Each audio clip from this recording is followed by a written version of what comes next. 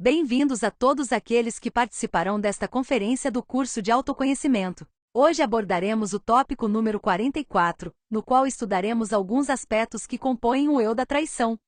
O objetivo desta conferência é que compreendamos o que é a traição, e qual é a razão pela qual traímos constantemente os compromissos e pactos que fazemos, porque traímos outras pessoas, mas especialmente porque e como traímos constantemente a nossa própria consciência. Hoje descobriremos como todos os nossos eus, ou defeitos psicológicos, são estruturados através da traição. A traição baseia-se em três aspectos principais que poderíamos chamar de três traidores, e esta conferência vai ser interessante porque vamos ver estes três traidores de um ponto de vista histórico, mas também vamos ver como estes três traidores históricos têm uma representação no nosso mundo interior. Como sempre, vamos começar contextualizando e explicando o que é traição. Cometer traição é quebrar ou violar um pacto ou acordo. Nós, no plano físico, conhecemos a traição quando, por exemplo, um namorado diz a uma namorada que a amará por toda a vida e depois de um tempo fica entediado. Na verdade, o namorado já fez uma promessa e quebrou, então, a traição. Ou quando alguém se compromete a pagar nessa data uma quantia devida e, embora pudesse tê-lo feito, não o faz. Evidentemente a traição, uma vez que um acordo está sendo violado. Sem dúvida a traição quando algo é falsificado ou algo é adulterado. Para que haja traição, algo deve ter sido quebrado, um vínculo, um pacto, uma promessa, etc. Então, para ficar claro, se há um pacto que não é cumprido, a traição. Portanto, partiremos desta base para estudar a traição. Um acordo ou compromisso deve ser violado.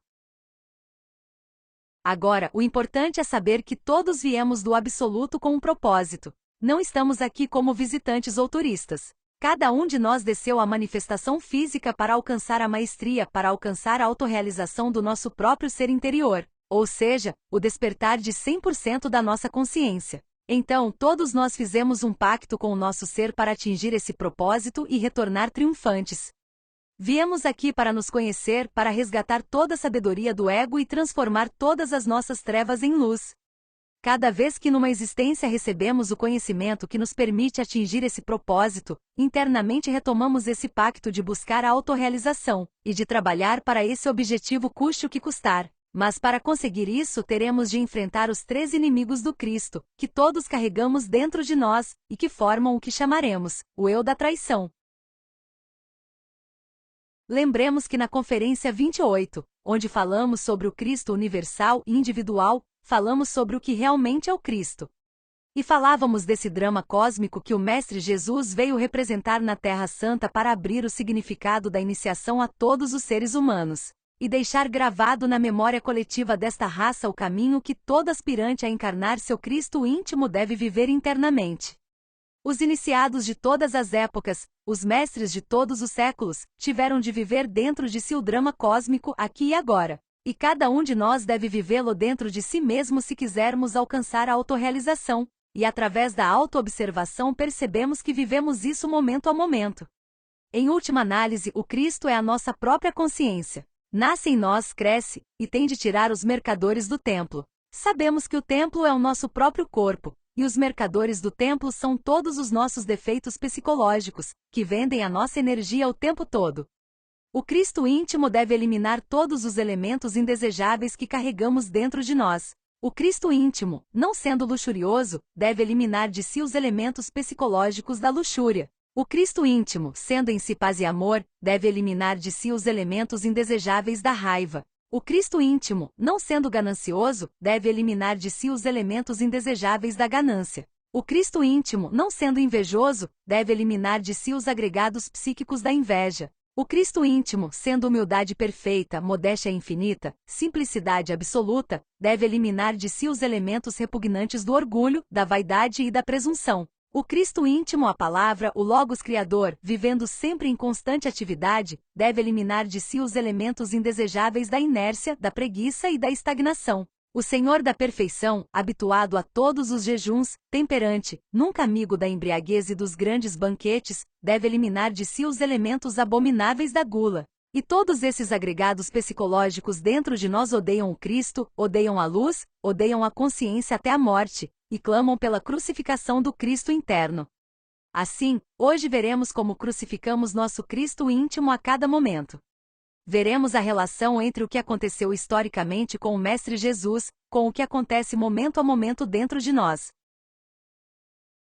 Primeiramente devemos observar que assim como o Cristo histórico teve muitos detratores que o rejeitaram, igualmente dentro de nós existem esses mesmos aspectos psicológicos que rejeitam o desenvolvimento do nosso Cristo íntimo. Historicamente vimos que o Cristo foi rejeitado pelos sacerdotes, anciãos e escribas. Os sacerdotes o odeiam, ou seja, não o compreendem, querem que o Senhor das perfeições viva exclusivamente no tempo, de acordo com os seus dogmas inquebrantáveis.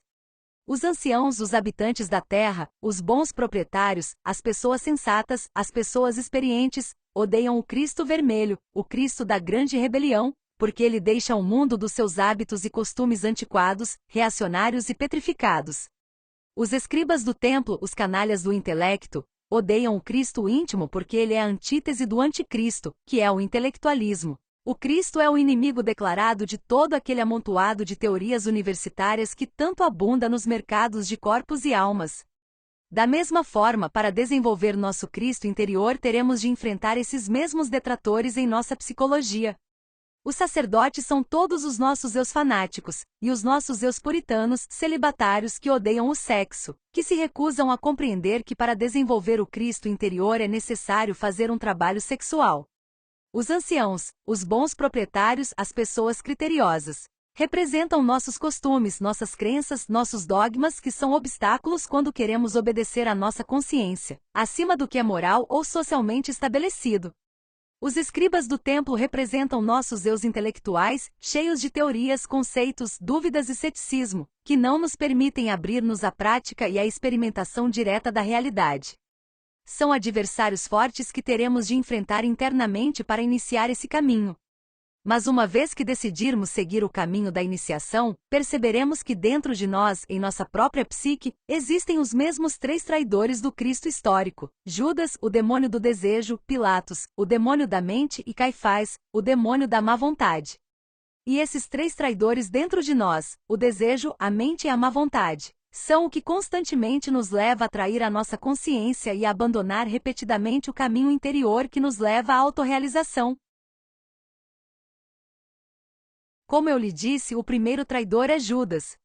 Historicamente conhecemos Judas como aquele discípulo do Mestre Jesus que o traiu vendendo-o por 30 moedas de prata. Mas é importante esclarecer que Mestre Judas apenas representou o personagem de traidor no drama cósmico, pois é um mestre que tinha consciência do papel que deveria desempenhar, e que conscientemente concordou em colaborar com o Mestre Jesus, assumindo esse difícil papel, para representar aquele traidor, que é aquele demônio do desejo que todos nós temos. Na verdade, podemos invocar Mestre Judas no plano astral, confirmar que ele é um mestre e receber dele ensinamentos interessantes e importantes. No drama histórico podemos ver que ele traiu Cristo por dinheiro, e isso representa algo que acontece constantemente dentro de nós. Judas, o demônio do desejo, sempre troca o Senhor por 30 moedas de prata, isto é, por bebidas alcoólicas, dinheiro, fama, vaidades, fornicações, adultérios, etc.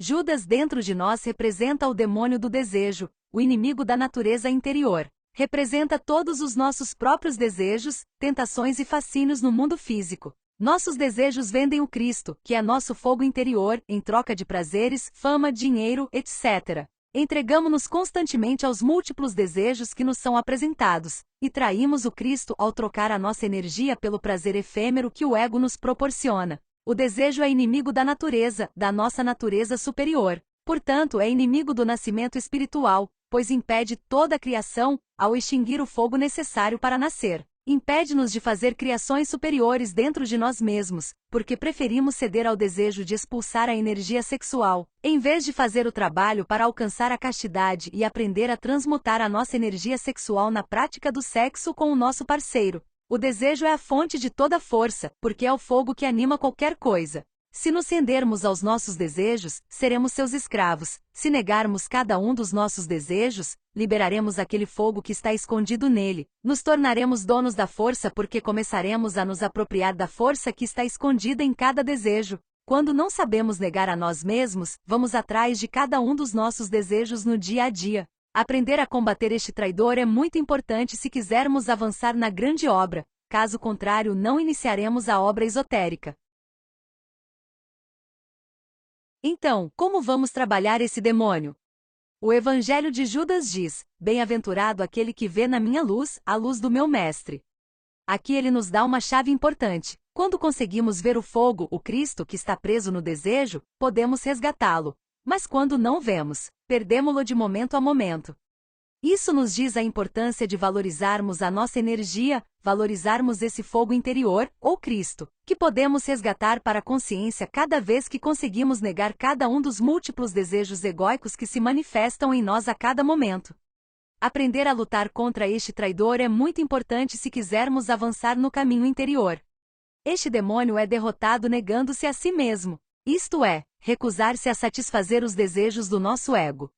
Durante o dia temos milhares de desejos: vontade de brigar, de criticar, de ver pornografia, de se masturbar ou de fornicar, vontade de ter conversas fúteis, de beber álcool, de fumar, de comer, etc, etc, etc. E presa em cada um dos nossos desejos está uma porção do nosso fogo crístico, da nossa consciência, que devemos resgatar. Devemos também tomar consciência de que quanto mais intenso for o desejo que estamos vivenciando, maior será a quantidade de fogo crístico que poderemos resgatar para a consciência, caso nos recusemos a satisfazer esse desejo. Negamos a nós mesmos quando praticamos a morte psicológica a todo momento, diante de qualquer desejo. Nos observamos e conseguimos descobrir o eu psicológico que está gerando esse desejo, e o eliminamos. Então começaremos a deixar de ser traidores. Quando começarmos a negar a nós mesmos, começaremos a equilibrar os centros, e o trabalho de nascimento espiritual dará frutos. A energia criadora do Espírito Santo cristalizará os corpos existenciais superiores do ser. Agora vamos olhar para o segundo traidor. O segundo traidor é Pilatos, o demônio da mente. Aquele que sempre lava as mãos, sempre se declara inocente. Ele que nunca tem culpa, que se justifica constantemente diante de si e dos outros. Ele que busca evasões e brechas para fugir de suas próprias responsabilidades, etc. Nós o conhecemos historicamente como aquele governador romano da Judéia que traiu Cristo, condenando-o e depois declarando-se inocente disso, culpando outros por sua decisão. Pois quando tinha de decidir sobre o destino de Cristo, ele fez com que o povo escolhesse entre dar a liberdade a Cristo ou a Barrabás. Quando o povo escolheu a liberdade do ladrão em troca da liberdade do Cristo, ele lavou as mãos, parecendo inocente. E está é a mesma coisa que o nosso Pilatos interior, que é o demônio da mente, da justificação, faz o tempo todo. Sempre que nos deparamos com algum problema, justificamo-nos, identificamo-nos com o problema, não sabemos tirar partido da situação. Sempre encontramos desculpas para não trabalharmos em nós mesmos, para não eliminarmos defeitos. Cada vez que nos deparamos com um desejo, fazemos com que as pessoas escolham. As pessoas representam o ego em nós, e nós fazemos o ego escolher, em vez de ouvir a nossa própria consciência. Deixamos a mente falar, procuramos justificativas para dar vazão aos nossos desejos e assim, traímos sempre o nosso Cristo interior, enquanto lavamos as mãos. Se sentimos o desejo de brigar, de gritar, de ofender, cedemos a esse desejo. Brigamos, gritamos, ofendemos, mas nos justificamos culpando o outro.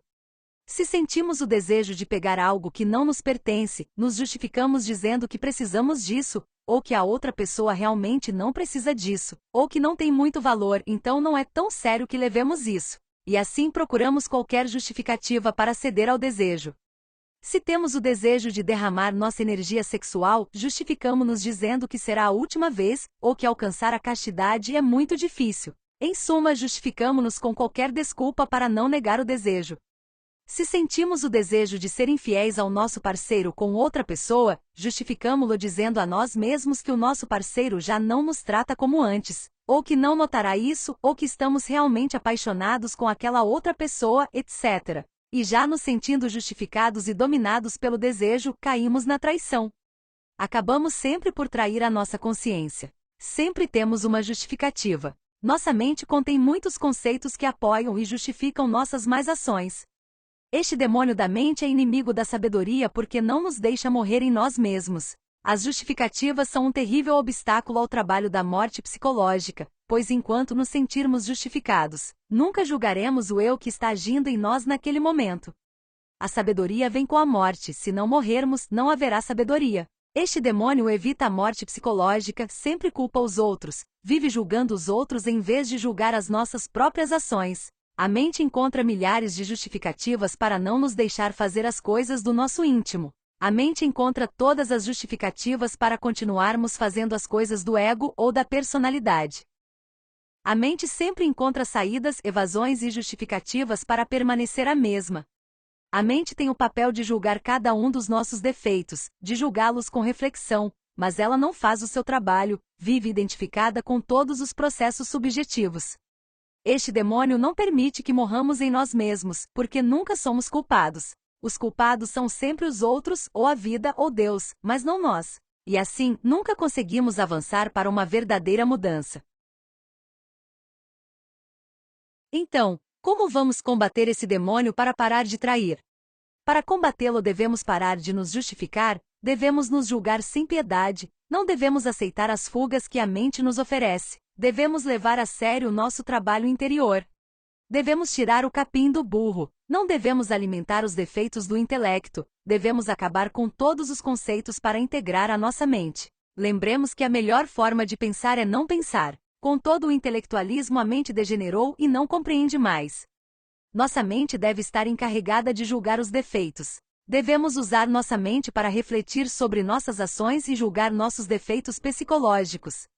Devemos saber que a sabedoria vem com a morte. Quando pedimos a morte por um defeito, da morte do defeito se libera a luz, que é sabedoria, e fogo, que é amor. Derrotamos esse demônio não nos justificando e nos julgando sem piedade. Ao silenciar a mente nesse silêncio interior, podemos ouvir a intuição, que é a sabedoria plena. O terceiro e mais perigoso traidor é Caifás. Historicamente, Caifás foi um sumo sacerdote judeu que, ao saber quem era o Cristo, sentiu-se ameaçado em seu poder e buscou a crucificação do Mestre. Ele sabia quem era Jesus e ainda assim o condenou. Ele agiu acordado e com má vontade. Dentro de nós, Caifás representa esse terceiro aspecto do eu da traição, que é o demônio da má vontade. Aquele que se manifesta quando sentimos um desejo, nós o justificamos, e acabamos agindo contra a nossa consciência e contra o desenvolvimento do nosso Cristo interior, fazendo o que o ego quer, ou não fazendo o que deveríamos fazer em favor de nosso ser. Então essa é a má vontade que se manifesta em nós quando sabemos que não deveríamos fazer algo, mas fazemos mesmo assim, e quando sabemos que deveríamos fazer algo, mas caímos na má vontade e não fazemos isto. Portanto, representa nossas palavras, ações e omissões no campo dos feitos.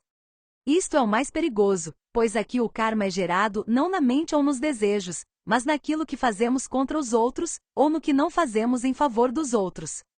Este demônio é especialmente um inimigo de sacrifício pela humanidade, porque a má vontade não nos permite fazê-lo. Caifás é inimigo da verdade. Se a verdade é o ser, digamos que ele é inimigo do ser. Ele quer nos impedir de fazer o trabalho do nosso ser.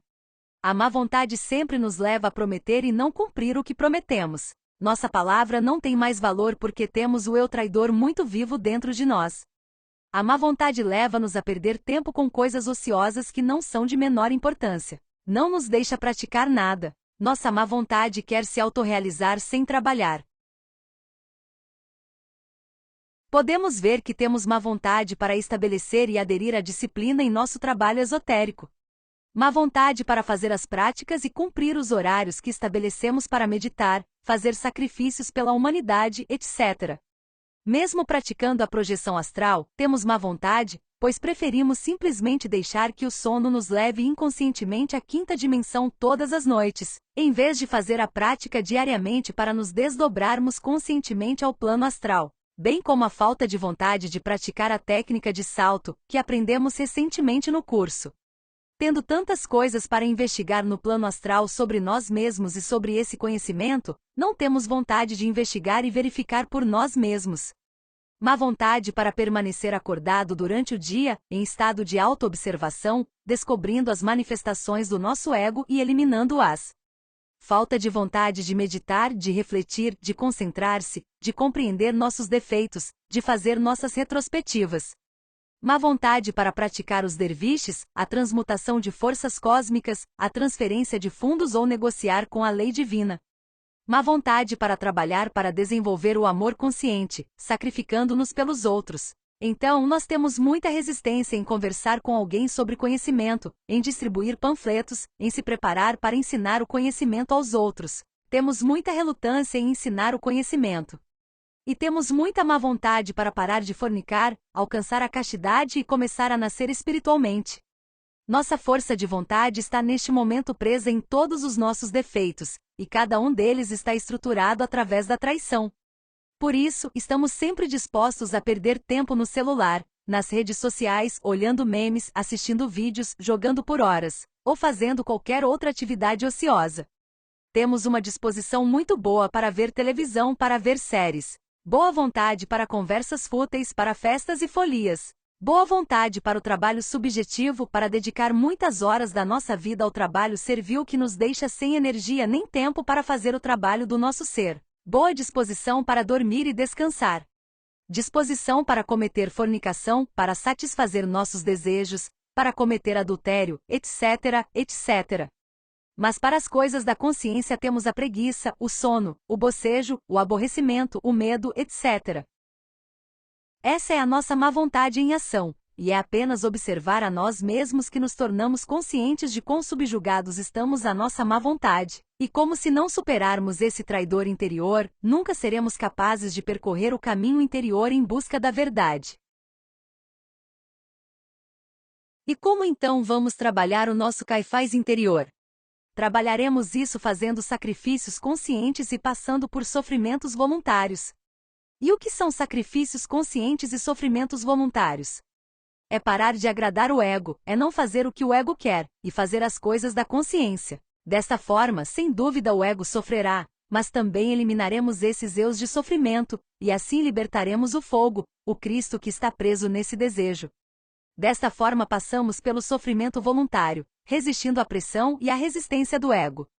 Por exemplo, o desejo que sempre nos subjuga e nos deixa cair na má vontade é o consumo de determinada droga. Então, quando sentimos o desejo, sentimos aquele fogo se movendo em nós, nos fazendo querer cair mais uma vez. O que deveríamos fazer?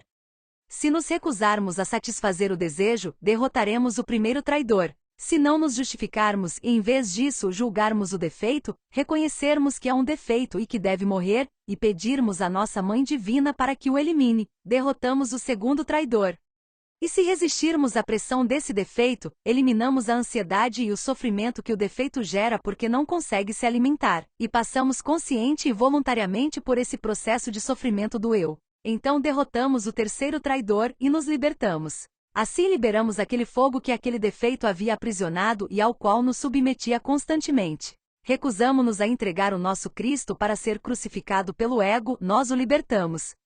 E o mesmo para cada defeito que se manifesta em nós a cada momento querendo nos levar a trair a nossa palavra, as nossas promessas e, sobretudo, a trair a obra do nosso ser.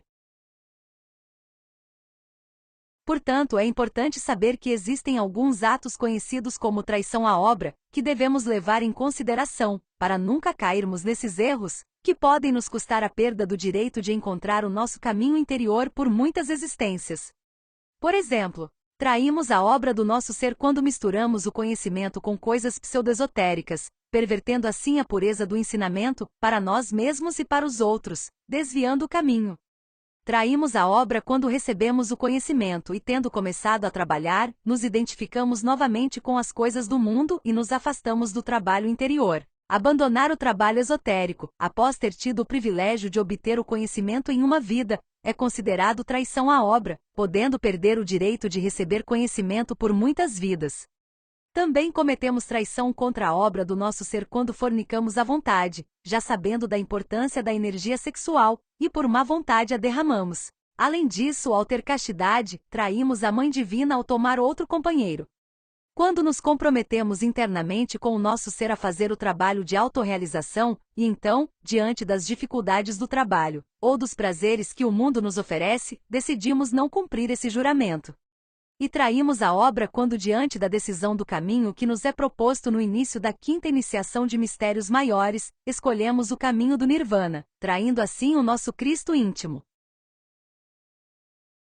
Estes 3 traidores estão dentro de nós, aqui e agora, e se nos observarmos, podemos descobri-los em cada uma das nossas ações na vida diária. Esses traidores estão instalados nos 3 cérebros aos quais tínhamos direito quando entramos no reino humano. E a partir daí eles nos controlam, levando-nos a trair a nossa palavra, os nossos compromissos e a nossa consciência. No nosso cérebro emocional encontramos o nosso Judas, pois é aqui que surgem todos os desejos. No nosso cérebro intelectual encontramos o nosso Pilatos, já que atualmente usamos a nossa mente para justificar o nosso ego. E é em nosso cérebro motor instintivo sexual que a má vontade se manifesta em nossas palavras, ações e omissões. Portanto, devemos monitorar constantemente a mente, as emoções e o sexo. Fique alerta quando um defeito quiser se manifestar, fazendo-nos sentir um desejo. Assim, negamos o desejo a nós mesmos, não nos justificamos ou caímos na má vontade. Desta forma, recuperaremos constantemente a consciência e poderemos realizar este trabalho interior. Lembre-se que todos os eus da nossa psicologia são traidores, que nos levam o tempo todo a trair a nossa energia e a nossa consciência. Todos os eus são julgados por traição. Portanto, para aprofundar o entendimento para a eliminação de qualquer defeito, podemos fazer o trabalho de identificar quais desejos ele nos faz sentir, e quais justificativas ele nos dá, para que caiamos sempre na má vontade. Se os julgarmos e os eliminarmos, resgataremos a preciosa virtude da fidelidade e da lealdade aos outros, ao nosso parceiro, mas sobretudo a nossa energia e a nossa consciência. E esta foi a conferência de hoje. Espero que você o considere tão útil e interessante quanto é para mim. Deixo-vos o convite para a próxima conferência, uma conferência muito importante em que falaremos sobre o que devemos fazer, para que as práticas nos deem resultados positivos. Nesta conferência analisaremos os diferentes aspectos que podem estar nos impedindo de obter resultados nas práticas que aprendemos no curso e como podemos resolvê-los. Não perca esse tópico valioso. Até a próxima vez!